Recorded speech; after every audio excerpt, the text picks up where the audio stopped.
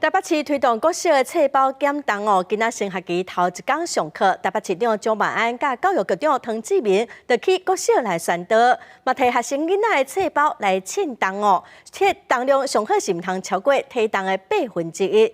即马学校嘛拢有提供图啊，互学生啊来藏物件，减轻册包的重量。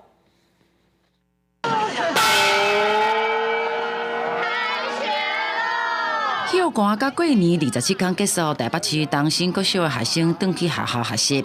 台北市长蒋万安甲教育局长唐志明伫校门口来迎接，佮送因红包。就是希望成绩会进步，或是交到很多朋友。摕到红包，大部分的学生是无马上拍开来看，因为除了册包，手顶头阁有1袋到2袋的落啊。牙刷杯，然后课本、袋子和水彩，但有些要就是一直带在书包里面，像铅笔盒或者是水壶。 真侪学生认为家己的册包无重，袋仔内底真侪物件嘛要藏学校，毋是困扰。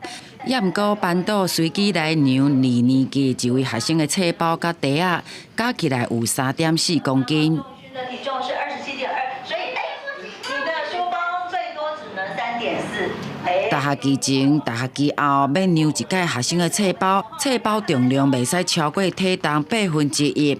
是台北市这学期开始落实册包减重的重要办法。当然还有一些小 paper， 比如说水壶不要装满水，那到学校以后饮水机再装水等等。我们希望透过各种方式一点一滴，让书包能够减轻。